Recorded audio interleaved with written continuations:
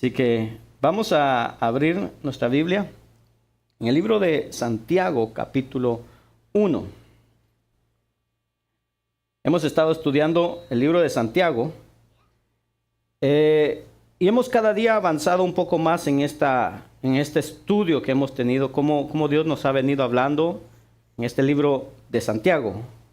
Hoy día vamos a ver algo bien interesante y es, hermano, cómo se origina, cómo funciona lo que es la tentación y el pecado.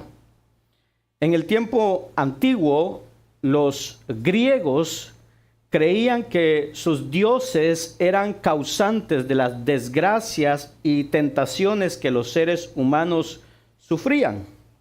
Un ejemplo es el caos de Zeus y Pandora, cuando dice que Zeus le dio a Pandora una caja llena de desgracias para la humanidad. Y cuando esta caja fue abierta, vinieron múltiples calamidades a la tierra. De ahí el nombre que muchas veces hemos escuchado, la caja de Pandora.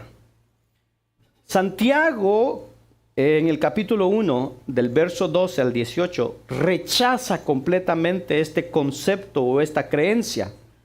En el capítulo 1, versículo 2 al 11, Santiago nos ha dicho algo acerca de lo que es cómo soportar las pruebas. Y Santiago nos ha dicho con gozo, con paciencia, con sabiduría, con fe, con sencillez. Y las pruebas, hermano, vamos a vivirlas todos. Todos vamos a pasar por las pruebas. Y no solo una vez, muchas veces y de diferentes formas. Pero ahora Santiago, hermano, cambia esto de las pruebas y nos va a explicar entonces, hermano, cómo soportar ahora las tentaciones sin dejarnos engañar, sin concupiscencia y viviendo en base a la nueva vida que tenemos en Cristo Jesús, que ahora somos nuevas criaturas. Las tentaciones es algo que todos nos van a llegar en cualquier momento. Todos, jóvenes, adultos, hombres y mujeres, incluso a niños. Las tentaciones llegan a los creyentes nuevos como a los creyentes que ya tienen tiempo en el Evangelio. Y no seremos tentados una vez y ya nada más. Seremos tentados muchas veces a lo largo de nuestra vida cristiana. Las tentaciones es algo que debemos aprender a enfrentar, porque si no las podemos aprender y no las podemos enfrentar y no las podemos sacar, hermano, de nuestra vida, siempre van a estar ahí. Hay enfermedades que muchas veces vienen a nuestras vidas y los médicos dicen que esas enfermedades son crónicas, que siempre las vamos a tener y que debemos de aprender a vivir con ellas. Las tentaciones, podemos decir que las tentaciones son crónicas.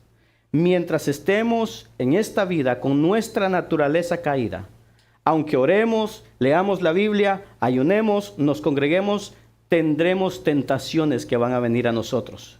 Por eso debemos aprender a enfrentar las tentaciones, a verlas, entenderlas para no caer en las tentaciones.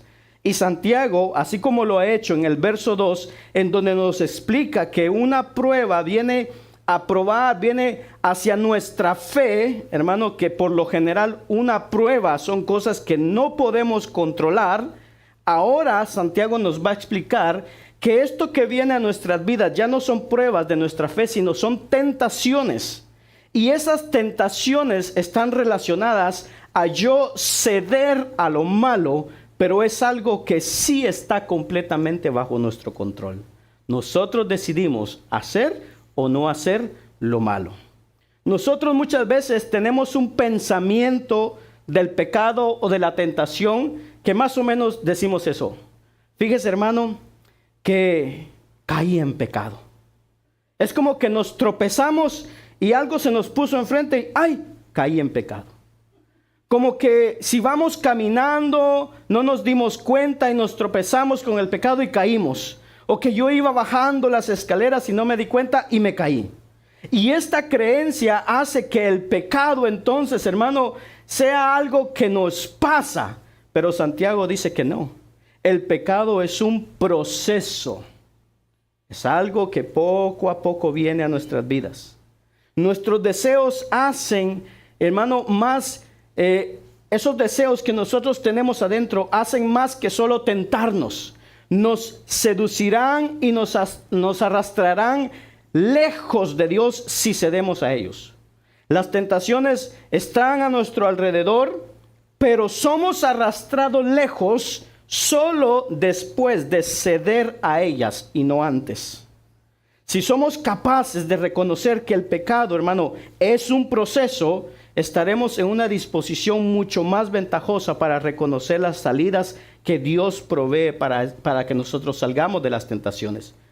Pablo lo dice de esta manera, 1 Corintios 10:13 dice: las tentaciones que enfrentan en su vida no son distintas a las que otros atraviesan. Y Dios es fiel. No permitirá que la tentación sea mayor de lo que puedan soportar. Cuando sean tentados, Él les mostrará una salida para que puedan resistir. Así que vamos a leer Santiago capítulo 1, versículo 1 al 18. Y en esta tarde vamos a dejar a nuestra hermana Gudelia que ya trae la lectura de la palabra.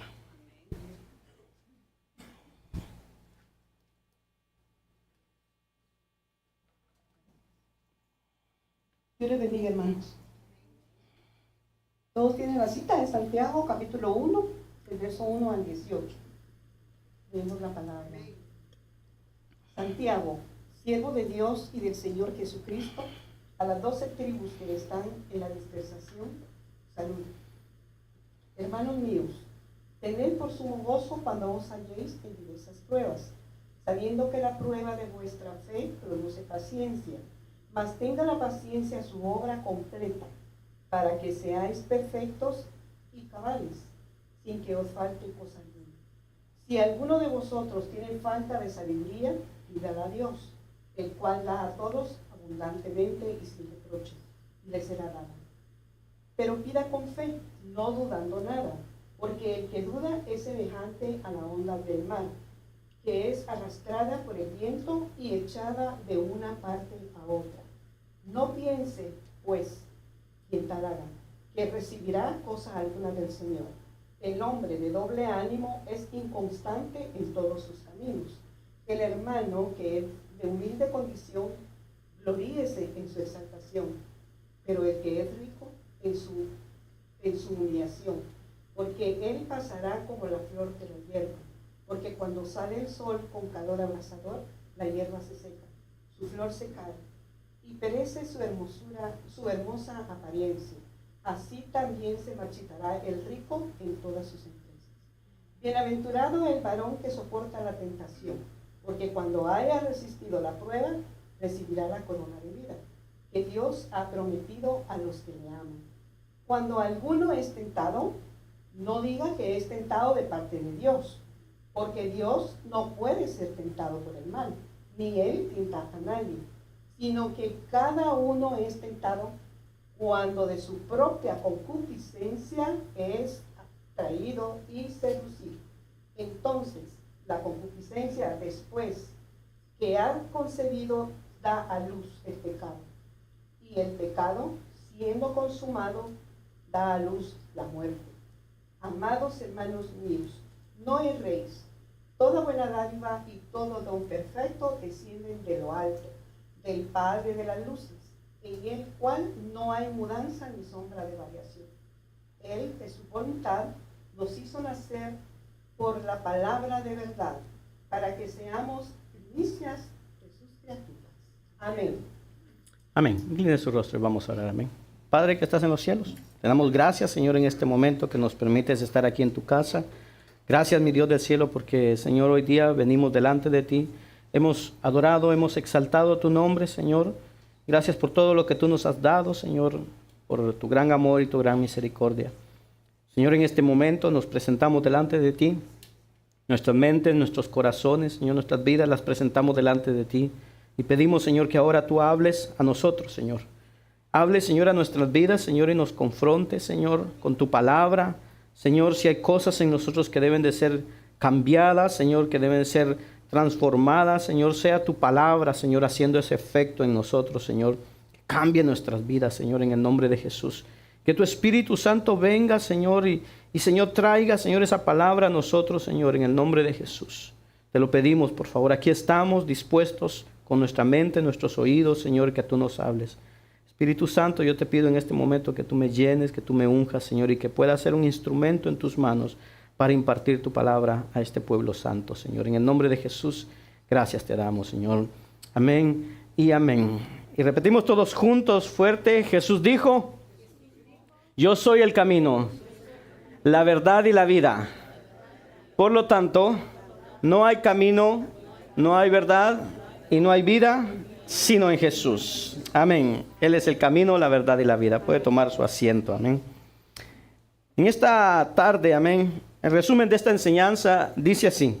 Oiga bien, Dios usa las pruebas para madurar el carácter del creyente, para fortalecer nuestra fe y fortalecer nuestra relación con Él. La tentación busca debilitar mi fe y mi relación con Dios. Punto número 1, la prueba y la tentación. Cuando, hermanos, nos enfrentamos a dificultades, muchas veces pruebas que vienen a nuestras vidas, por ejemplo, pueden venir a nosotros dificultades económicas. Esas pruebas vienen. Y Dios lo que quiere con eso es muchas veces probar nuestro carácter, nuestra fe y nuestra confianza en Él. Sabiendo, hermano, que Él ha prometido que nunca nos va a dejar y que siempre nos dará el sustento para nuestra vida. Pero cuando vienen estas dificultades económicas, también, hermano, nos sentimos tentados a desconfiar de la provisión de Dios y entonces buscar otros medios para suplir esa necesidad. Muchas veces me puedo quedar sin trabajo. Y entonces, ¿qué hago? Busco algo no declarado mientras viene la ayuda del gobierno. Y aun cuando viene la ayuda del gobierno, sigo trabajando no declarado. Y cuando muchas veces estoy en algún trabajo y llega el momento donde tal vez me pueden quitar horas de trabajo, ya no gano lo mismo, ya no gano lo suficiente. Entonces viene la tentación que me dice, bueno, ¿sabes qué? Busca otro trabajo. Y entonces empezamos a sacrificar muchas cosas porque necesitamos suplir esta necesidad. Y muchas veces lo que más sacrificamos es nuestra comunión con Dios. Dejamos a un lado a Dios. Cuando alguien querido muere, estamos tentados a cuestionar el amor de Dios. Cuando experimentamos un sufrimiento injusto, tenemos la tentación de reclamarle a Dios por qué nos pasa esto. Nosotros debemos entender esto, hermano. El Señor puede probarnos, pero de acuerdo a lo que leímos con Santiago 1:13, dice que Él no nos tienta, ni puede hacerlo, ni lo hará. Porque Dios es perfectamente impecable. Verso 13 dice, cuando alguno es tentado, no diga que es tentado de parte de Dios. Entender quién es responsable de la tentación requiere, hermano, entender el origen del pecado. Santiago dice claramente en el verso 13 que Dios es perfectamente impecable. Todo en Él se resiste al pecado. El mal está totalmente separado de Él. Santiago nos explica la razón por la cual no podemos culpar a Dios por nuestros pecados. Y es de dos maneras. Número 1, dice, Dios no puede ser tentado. En el hecho de que en Él no hay pecado. Pero por otro lado, dice, Dios tampoco puede tentar a alguien o no puede ser tentado a hacer el mal. Porque entonces Él no miente, Él no roba, Él no hace el mal. Cuando alguno es tentado, dice entonces Santiago, no diga que es tentado de parte de Dios. ¿Por qué, Santiago? Número 1, porque Dios no puede ser tentado. Número 2, Dios no tienta a nadie. No podemos pensar que si algo viene a nuestras vidas que produzca una tentación, decir, Dios me lo mandó para ver si caigo o no. No es así que funciona. Dios, hermano, más que nadie conoce su debilidad y mi debilidad, y Dios no está interesado en que caigamos en pecado. Dios no va a poner cosas delante de nosotros que nos lleven a pecar en contra de Él. Santiago entiende esto y quiere que estos hermanos, a quien él escribe, que están en la dispersión, que están siendo perseguidos, entiendan, pero que ahora también nosotros podamos entender, hermano, que en medio de la prueba debemos de permanecer firmes, porque si empezamos a dudar del amor de Dios hacia nosotros, pasamos de la prueba a la tentación. Y Santiago quiere advertir a ese hombre, hermano, que muchas veces somos nosotros que buscamos una excusa para nuestra falta de firmeza en las cosas de Dios, y entonces decimos, esta tentación es demasiado difícil para mí. Dios tiene la culpa de habérmela enviado y Dios tiene la culpa de haber yo pecado. Dios permite las pruebas y las pruebas nos fortalecen. Pero Él no tienta a nadie y no tienta a nadie a hacer el mal. Dios es un Dios santo. Todo su plan de redención, oiga bien, todo el plan de redención de Dios está destinado a destruir el pecado.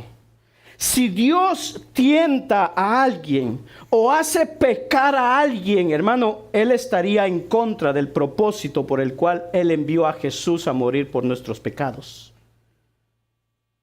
Dios no tienta a nadie. En su santidad Dios puede probarnos, pero no nos va a tentar. ¿Cuál es la diferencia entonces? Bueno, Dios usa las pruebas para madurar el carácter del creyente, para fortalecer mi fe y mi relación de Dios, con Dios. En las pruebas aprendemos, oiga, a esperar pacientemente en Dios y confiar en su carácter. Por causa de las pruebas buscamos sabiduría divina para entender la razón de las pruebas. Y cuando nosotros perseveramos en las pruebas, el creyente recibe una promesa que se acuerda que vimos, que el creyente es bienaventurado y recibe la recompensa de la corona de la vida. Las pruebas tienen siempre un propósito, un fin positivo. Las tentaciones, por el contrario, no buscan mi perfección, sino mi caída. De manera que siempre las tentaciones tendrán un aspecto negativo. La tentación busca debilitar mi fe y mi relación con Dios. Ahora usted dirá, a ver.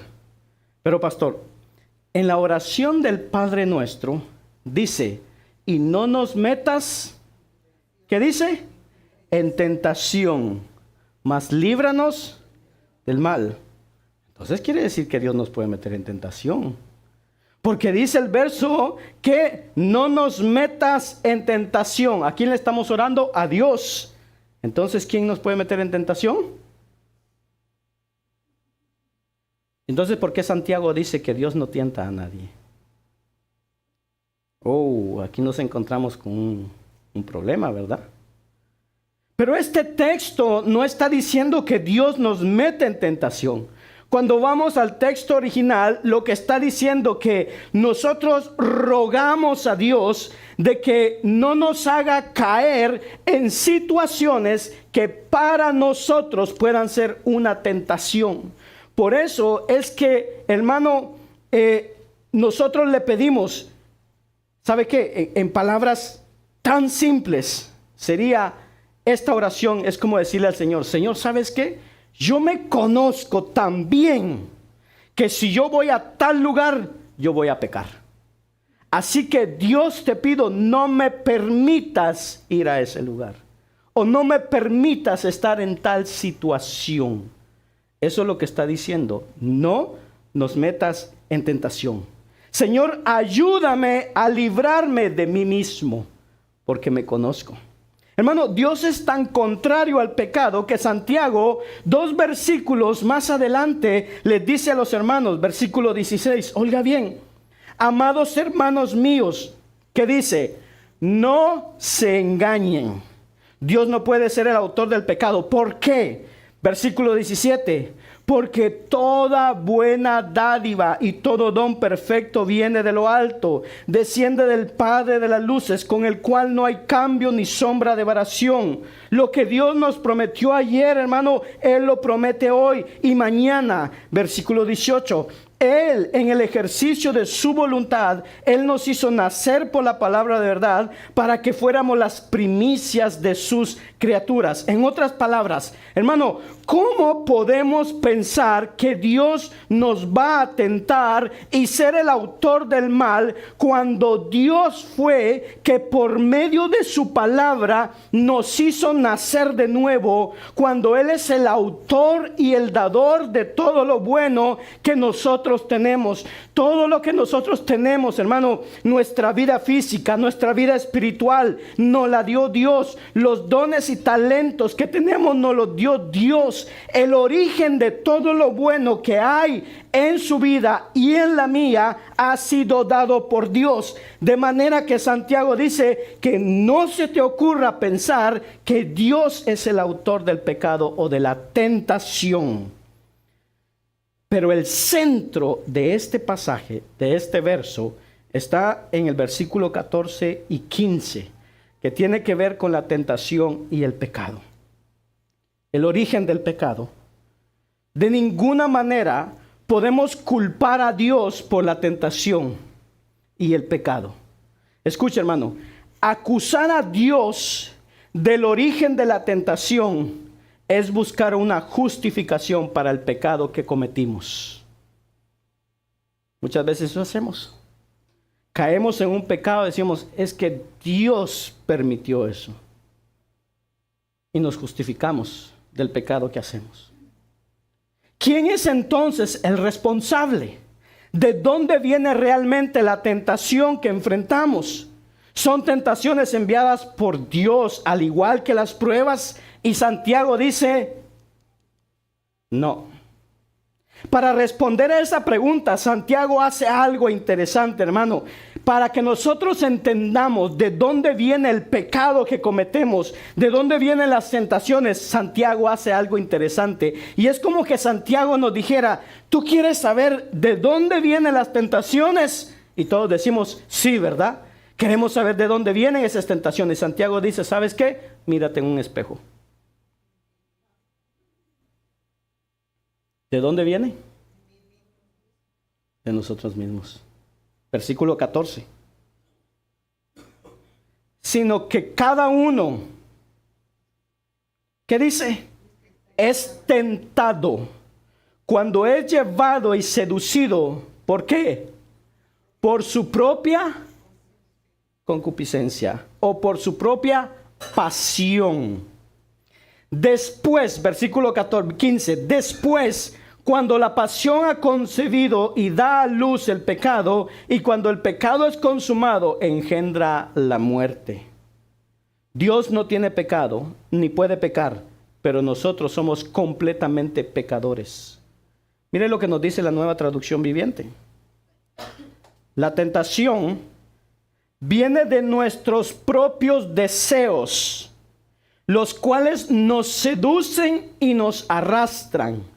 De esos deseos nacen los actos pecaminosos, y el pecado, cuando se deja crecer, da a luz la muerte.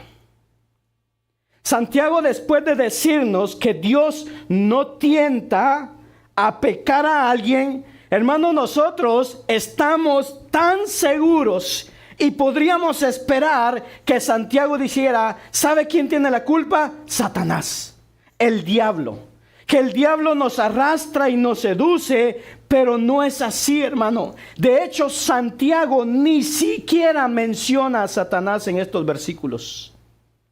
Muchos de nosotros estamos tan inclinados a decir, no, es que el diablo me tentó y caí. ¿Sí o no? No, seamos sinceros, ¿sí o no? ¿Verdad que sí? Todos lo hemos dicho.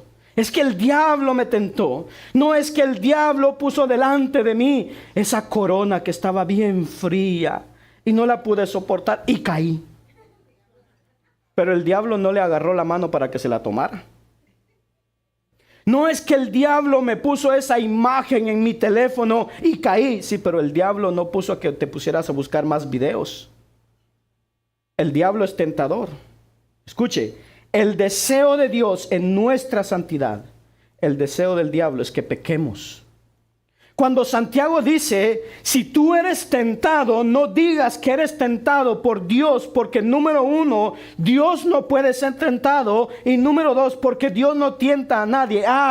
Pero espérate un poquito, porque no puedes culpar a otros también de tu pecado, ni siquiera al diablo. ¿Por qué? Porque usted y yo tenemos un doctorado en autojustificarnos. Nuestra reacción siempre será en decir, no es mi culpa. No es mi culpa. Venimos caminando por ahí y pasamos y botamos algo. Y decimos, no, alguien dejó eso ahí. Cuando yo pasé, lo pasé tocando y se cayó. Pero si no lo hubieran dejado ahí, yo no se hubiera caído. Así que no es mi culpa. Es culpa de alguien más. Ahora, ¿de dónde cree usted que aprendimos eso? ¿De papá Adán? ¿De nuestro padre Adán? ¿Se recuerda cuando Adán peca y viene delante de Dios y le dice, Señor, sí, es verdad, Señor, yo mordí la fruta y me la comí, pero ¿sabes qué, Dios? La mujer me dio la fruta y entonces yo comí. Pero ¿sabes qué, Señor? Hasta donde yo me recuerdo, esa mujer me la diste tú. O sea, antes de que yo sea culpable, hay dos culpables antes que yo. La mujer que me dio y en última instancia, Señor, tú me diste esa mujer. Probablemente si me hubieras dado otra mujer, no hubiera pasado eso. O sea, el culpar a otros y no hacernos responsables de nuestros actos, lo hemos copiado desde el principio. De manera que Santiago nos dice, hey, quiero aclararte esto. Cuando tú eres tentado, no digas que eres tentado por Dios, porque Dios no tienta a nadie. Es más, tampoco pongas la culpa en alguien más. No. Versículo 14. Sino que cada uno es tentado cuando es llevado y seducido por su propia pasión. Escucha, hermano, el diablo es tentador. Pero el mayor enemigo que tenemos no es el diablo. No es el diablo. Somos nosotros mismos. Y lo digo por experiencia, hermano. Porque mis pecados, mis caídas, mis fallas a Dios no han sido culpa del diablo. Son decisiones mías. Y Santiago lo dice claro. Cada uno es tentado cuando es llevado y seducido por su propia pasión. Somos tentados por nuestros propios deseos que tenemos ¿dónde? En nuestro interior. Hermano, usted y yo somos tentados por lo mismo. Ahora, la tentación que viene a usted no es la misma que viene a mí. Cada uno de nosotros tenemos diferentes inclinaciones en nuestros corazones. Ahora bien, eso no significa que Satanás no esté involucrado en las tentaciones de este mundo.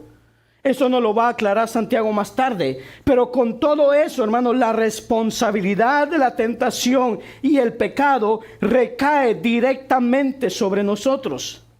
Esto porque nuestros deseos pecaminosos que están dentro de nosotros nos llevan a ceder a la tentación. No podemos culpar a nadie más de nuestro pecado. Punto número 2. La anatomía del pecado. ¿Cómo funciona el pecado? Cuando la tentación llega a mí, la tentación viene, lo que hace la tentación viene a revelar, a mostrar, hermano, a sacar a luz mis deseos y mis pasiones. Le pongo una ilustración para que usted entienda y podamos entender esto. Cuando usted va a la playa, y usted ve las olas que están ahí en el agua, ve esas olas que vienen. A veces vienen un poquito fuertes, a veces vienen suave. ¿Verdad que sí? ¿Se ha dado cuenta? Pero si de repente adentro en el mar o más allá adentro hay un huracán, ¿qué pasa? Esas olas se vuelven mucho más grandes, más fuertes y más violentas. Ahora, esas olas siempre estuvieron ahí. Pero el huracán hizo que se hicieran más fuertes, más violentas. De eso está hablando Santiago. Las pasiones y los deseos están dentro de nosotros. Ahí están, pero llega la tentación y ¿qué hace? Enciende nuestras pasiones y deseos. Esto no surge de la nada. Nuestros deseos nos llevan a la tentación y si no estamos controlados por el Espíritu Santo, nos llevan al pecado. Santiago dice que cada uno es tentado cuando es arrastrado y seducido por su propia pasión. Estas palabras, cuando dice es arrastrado y seducido por su propia pasión, estas palabras tienen una idea de que se ha dado cuenta cuando las personas van a pescar y llevan el anzuelo. Hermano, ningún pez muerde el anzuelo así por así. Nadie, ningún pez. ¿Qué es lo que hace? Agarran el anzuelo y le ponen algo para esconder el anzuelo. Una lombriz, cebo, carne o algo que le pongan. La tentación toca nuestros deseos, nos atrae, pero esconde el hecho de que nos matará. Este tipo de deseo, hermano, lleva a los hombres. Muchas veces viene y tienta los corazones de los hombres y muchos estos deseos los llevan a la pornografía, a las mujeres los lleva a los brazos de otro hombre, a los empleados a la deshonestidad y a una serie de pecados. El pecado comienza con un pensamiento desordenado que lleva a un deseo desordenado y comenzamos a desear lo que nos va a destruir. La primera batalla en contra del pecado, la primera guerra, hermano, que libramos en contra del pecado es con los deseos pecaminosos que tratan de seducirnos y atraernos. Pero entonces, ¿cuál debe ser nuestra respuesta? Pablo explica esto. Romanos capítulo 6, versículos 12 al 14. Miren lo que nos dice. Por lo tanto, no permitan ustedes que el pecado reine en su cuerpo mortal, ni obedezcan a sus malos deseos. No ofrezcan los miembros de su cuerpo al pecado como instrumentos de injusticia. Al contrario, ofrézcanse más bien a Dios como quienes han vuelto de la muerte a la vida, presentando los miembros de su cuerpo como instrumentos de justicia. Así el pecado no tendrá dominio sobre ustedes, porque ya no están bajo la ley, sino bajo la gracia. ¿Por qué es que muchas veces entonces regularmente estamos cayendo en pecado y en pecado y en pecado? Porque nuestras vidas no están consagradas a Dios. No consagramos nuestros cuerpos, nuestras mentes, nuestro ser a Dios. Y eso es lo que está diciendo Pablo. Si ustedes presentan su cuerpo delante de Dios para que ya no sean instrumentos de justicia, sino que presenten sus cuerpos a Dios como quienes han vuelto de la muerte a la vida, presentando los miembros de su cuerpo como instrumentos de justicia, así el pecado, dice, no tendrá dominio sobre ustedes. Hay un proceso detrás del funcionamiento del pecado. Mira esto, número 1, ¿qué hace la tentación y el pecado? Número 1, captura mi mente. Número 2, después de que mi mente es capturada, comienza a crear posibilidades. ¿Por qué? Porque cuando viene el pensamiento, viene la tentación, hermano, empezamos a maquinar en nosotros. ¿Cómo lo vamos a hacer?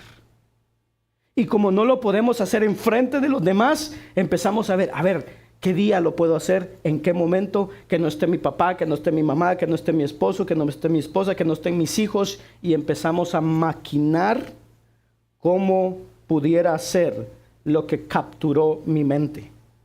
Número 3, la imaginación está en juego. Entonces dispara mis deseos por lo prohibido. Escuche, el deseo por lo prohibido. Oiga, Tener deseo por lo prohibido, eso no es difícil. Tener deseo por las cosas de Dios y alimentar eso sí es muy difícil. A ver, ¿tiene usted deseo de ver series en Netflix y en Prime? ¿Sí? ¿Tiene deseo de, a ver, que me miro una serie, me miro una película, me miro esto, me miro otro, me voy al cine, me voy aquí, me voy allá, me voy a, qué sé yo, a tal lugar, a pasear?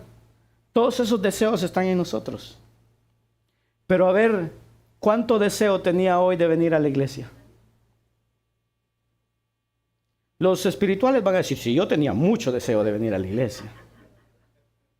Los que somos realistas, vamos a decir, yo ni quería levantarme. El deseo por lo prohibido no es difícil tenerlo. El deseo por las cosas de Dios es muy difícil.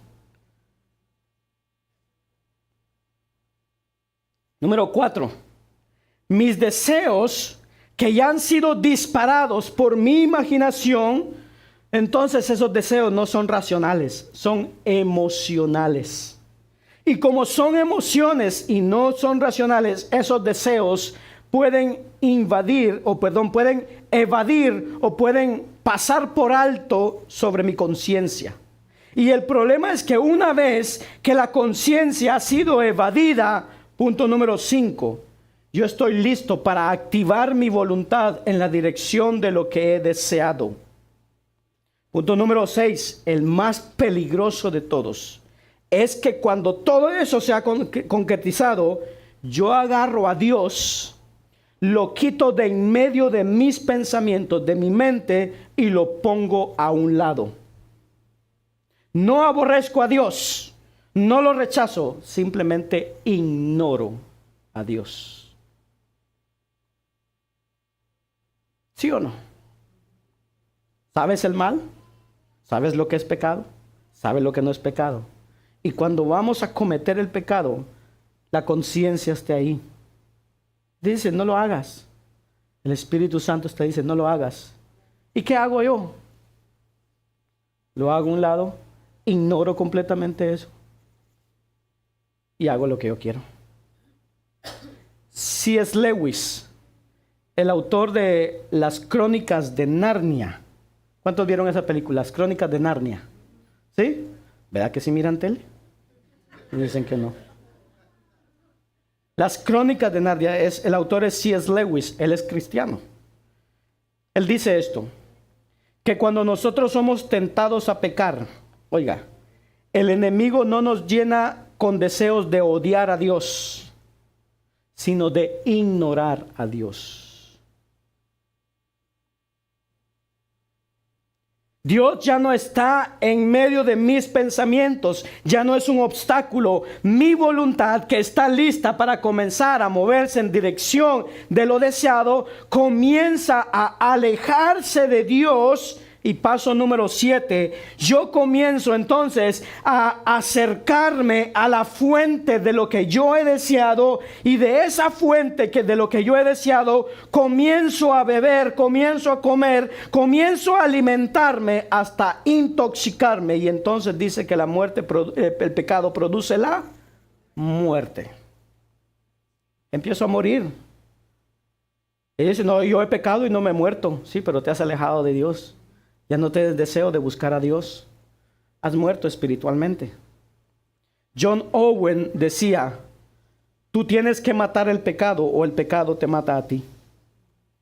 Y luego en un libro que nos habla de conquistar la tentación y el pecado, dice, el pecado es como un carbón encendido que está en la casa. Si no lo apagas, termina incendiando la casa entera. Las pasiones entonces nos llevan a cometer actos pecaminosos, y Santiago dice, verso 15, de esos deseos nacen los actos pecaminosos, y el pecado, cuando se deja crecer, da a luz la muerte. Primero tenemos la pasión que está en nosotros, y esto genera el acto pecaminoso.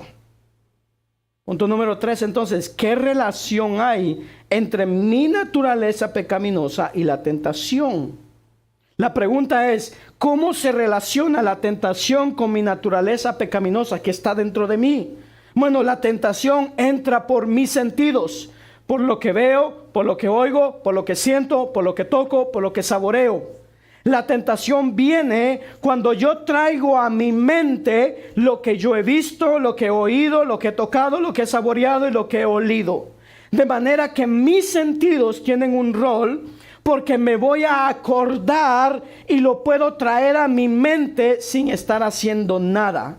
Pero como ya vi, ya oí, ya sentí, lo vuelvo a traer a eso a mi mente y me lleva al pecado. ¿Cómo funciona la tentación? Esa tentación llega, estimula mis pasiones. Eso es el funcionamiento o la fisiología de la tentación del pecado. ¿Qué es una tentación? Es que no sé qué es tentación. Bueno, mire, la Real Academia dice esto: instigación o estímulo que induce el deseo de algo. Eso es tentación. Hay cientos de cosas que nosotros podemos hacer movidos por la tentación. ¿Cómo nosotros somos cómo somos seducidos por nuestra propia pasión? Bueno, lo que nos tienta depende de los deseos de nuestro corazón. Cristo lo dijo de esta manera, Mateo capítulo 15, versículo 19. Dice, porque del corazón provienen ¿qué? Los malos pensamientos. ¿Qué más? Homicidios, adulterios, fornicaciones, robos, malos testimonios y calumnias. ¿De dónde vienen las tentaciones? De nosotros mismos. ¿De dónde viene ese pecado que fluye? Es de nosotros mismos. Ahora escuche esto. Si me siento yo tentado hacia algo, si yo le pido a Dios sabiduría, que Santiago me dice que pida, oiga bien, yo pudiera usar esa tentación para un buen fin. Porque entonces cuando viene la tentación y yo me acerco a Dios y yo le pido sabiduría, hermano, eso pudiera ser un indicador para decir, a ver, ¿en dónde estoy en mi santificación? A ver, ¿cómo está mi santificación? ¿Me estoy apartando del pecado? Yo pudiera incluso decir, a ver, ¿dónde está mi salvación? ¿Estoy en un estado de salvación o no? Pablo dice a los corintios que se examinen para ver si están en la fe. Yo pudiera usar eso para ver, hermano, dónde está mi carácter piadoso que se está desarrollando. Si nosotros aprendemos, hermano, a no justificarnos como lo hizo Adán, la tentación puede ser una alarma que me deja ver, hermano, cuál es el área que está en mí que yo debo de tener cuidado y alejarme de eso para evitar consecuencias mayores. La tentación puede ser una señal de advertencia que me diga, a ver, mira esta área, Josué. A ver, hay algo en ti que no está bajo el señorío de Cristo. Y entonces yo puedo usar la tentación para crecer porque me ayuda a examinarme y a entender dónde estoy yo en mi relación con Cristo. Por otro lado, la tentación, oiga bien, ocurre usualmente en una área donde hemos sido tentados primero. La tentación no es algo nuevo que viene. Es como casi imposible que nos levantemos un día, que usted se levante el día de mañana lunes y que usted se levante de su cama y llega una tentación y dice, ¡ay! Yo nunca había sido tentado en esto. No. Siempre es la misma tentación que viene. Es lo mismo. Si somos sinceros, hermano, eso es así. Sabemos muy bien cuál es nuestra debilidad. Y con eso, hermano, que viene, siempre caemos con la misma cosa. Y muchas veces no hacemos nada, hermano, para contrarrestar eso que viene a nuestras vidas. Oiga bien, si somos sinceros en saber qué es lo que nos hace caer, muchas veces nosotros conocemos nuestra debilidad y caemos siempre en eso. Y muchas veces no hacemos nada para contrarrestar esa era. Hay muchas personas que dicen, yo tengo un problema, yo tengo un problema con la pornografía. Entonces, yo voy a poner una contraseña o un programa para protegerme de la pornografía. Pero al mismo tiempo, ¿saben cuál es la contraseña? Y saben hacer bypass al programa que pusieron. No sirve de nada. Eso indica que, hermano, yo no estoy listo para arrepentirme. Eso indica que yo debo de buscar ayuda. Porque yo no me quiero arrepentir. Yo simplemente estoy tratando de proteger mi reputación, pero no estoy arrepentido. Esa tentación que va creciendo crea una batalla en mi mente. Ahora escuche bien, porque lo importante no es simplemente saber que la batalla surge en mi mente. Es que yo, pierdo o gano la batalla.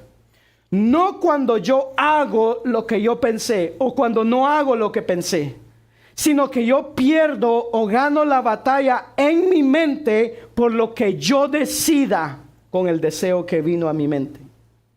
Si yo he deseado algo, pero en mi mente yo le pido a Dios, ayúdame, y no le doy lugar a esa tentación, a ese deseo, yo he ganado la batalla. Pero si en mi mente viene esa tentación, viene ese deseo, y yo le doy lugar, ahí he perdido la batalla. Ahí he perdido la batalla en contra del pecado. Si yo estoy orando o no, yo gano la batalla o pierdo la batalla. Cristo en el huerto de Getsemaní oró y Él ganó la batalla porque dice que Él rindió su voluntad y ya no quería hacer lo que Él quería, sino la voluntad del Padre. Él ganó la batalla en sus rodillas. Lamentablemente, con frecuencia, escuchen, nosotros nos derrotamos a nosotros mismos, nos autoderrotamos.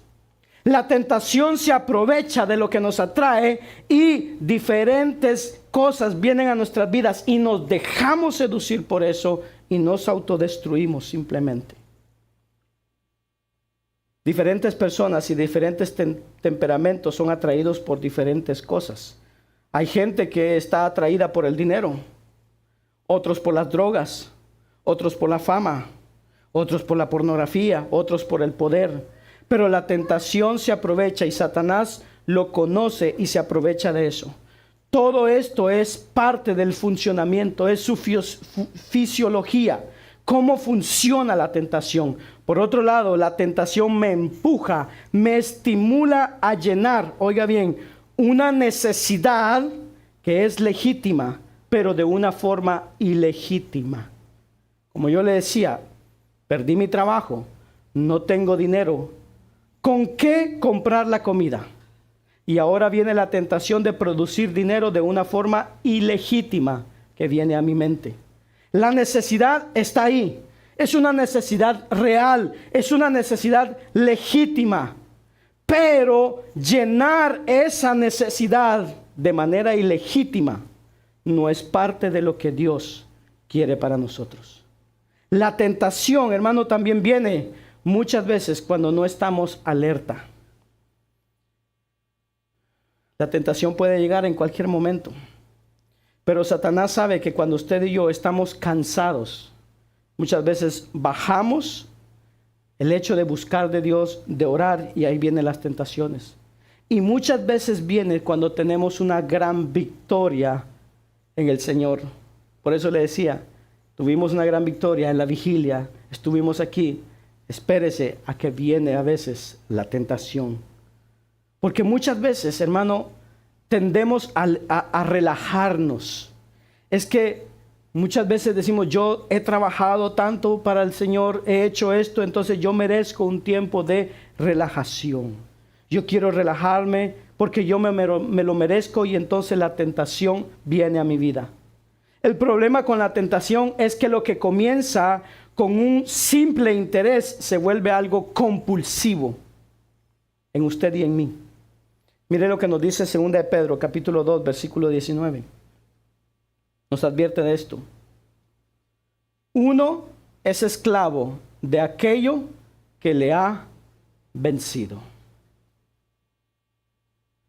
Uno es esclavo de aquello que le ha vencido. Y es compulsivo porque la pasión, el pecado me esclavizaron y ahora yo me comporto conforme a lo que el pecado está dirigiendo en mi vida. Y eso lo podemos ver desde el jardín del Edén. ¿Cómo funciona el pecado, hermano? Esto es cómo funciona la tentación, pero el pecado va un poco más allá de la tentación. La tentación que dio a luz a una acción pecaminosa, esa acción pecaminosa tiene su propia función. Adán y Eva dice que estaban contentos antes de pecar. Ellos estaban contentos en el jardín, estaban contentos el uno con el otro. Pecaron e inmediatamente sintieron vergüenza. Eso es parte del funcionamiento del pecado. Sintieron sentido de vergüenza, sintieron tanta vergüenza que dice que se escondieron. Hicieron delantales con hojas de higuera. Nosotros hacemos lo mismo. Pensamos que podemos escondernos de Dios y comenzamos a escondernos de las personas. Pero cuando nos escondemos de las personas, al final no estamos haciendo nada, porque quien va a juzgarnos no son las personas, es Dios. La razón por la que Adán y Eva, hermano, se sintieron culpables después de pecar es porque es parte de que cómo funciona el pecado. Hermano, nosotros tenemos una conciencia. Romanos 2, Pablo dice en Romanos 2, que tenemos una conciencia que está ahí puesta de parte de Dios para defendernos o para acusarnos. Antes de pecar, la conciencia, hermanos, si somos cristianos, sobre todo, la conciencia nos dice: mira, no está bien lo que vas a hacer, ten cuidado, piénsalo bien, piensa en las consecuencias. Pero tan pronto yo comencé a pecar, mi conciencia entra en un proceso de adormecimiento, está anestesiada. Por eso no siento nada de convicción cuando he pecado. Pero después de que salgo del pecado, la conciencia, como Romanos 2 nos dice, es como un juez y me acusa. Y me empieza a acusar. Me empieza a decir: hiciste mal, pecaste. Y siento el peso del pecado. Adán y Eva sintieron miedo y se escondieron. Ellos descubrieron, oiga, que detrás de un árbol y detrás de delante de hojas de higuera no podían hacer nada, no podían esconderse. Y desde entonces nosotros hemos estado tratando de hacer lo mismo, escondernos de Dios. Hermano, yo no me imagino la sensación de Adán y de Eva cuando comenzaron a escuchar a Dios que les estaba diciendo: te va a ocurrir esto a ti, te va a ocurrir esto a ti, y a la serpiente le va a ocurrir eso. Pero ya era tarde, porque la fruta, que era la tentación, les ofreció el placer, pero ocultó las consecuencias de ese placer. Y así es como funciona el pecado. La tentación me hace olvidar que el placer que voy a sentir en el pecado es efímero, es temporal, es pasajero. Pero las consecuencias de ese pecado son duraderas. Y muchos de nosotros las estamos viviendo todavía. Del adulterio que cometimos, de la fornicación que cometimos, de esto que hicimos, todavía estamos viviendo esas consecuencias. Porque se nos olvidó que ese placer que sentimos era temporal. Mis pasiones internas no me dejan pensar que el pecado me va a costar más de lo que pensaba. Adán y Eva jamás se imaginaron que miles de años después, usted y yo estaríamos aquí todavía luchando en contra del pecado. A ellos, hermano, les costó la destrucción de su relación con Dios. Se volvieron ciegos espiritualmente. Su voluntad quedó esclavizada al pecado. Quedaron condenados y condenaron a toda su descendencia por el resto de la historia. El pecado tiene consecuencias tan significativas que, escuche, por un hombre y una mujer que desafiaron la voluntad de Dios hace miles de años, el pecado ahora nos asedia a cada uno de nosotros. Por una decisión que tomaron. Adán y Eva descubrieron, al igual que David, que el pecado engendra pecado. El pecado engendra pecado. David tiene una relación ilícita con Betsabé. Después de que tiene la relación ilícita, luego miente. Luego manda a llamar al marido, lo emborracha. A Urías. Después de que lo emborracha, hermana, lo manda a matar. Eso es como el pecado funciona. El pecado engendra pecado. El pecado comienza a alejarnos de Dios. El problema con el pecado en nosotros es que, por ejemplo, un día, hermano, yo esté trabajando y de repente es un tiempo donde yo puedo descansar y usted dice, bueno, ¿sabes qué? El próximo viernes es feriado, es día de fiestas, me voy a tomar 3 días de vacaciones y voy a regresar el lunes como que si nada ha pasado.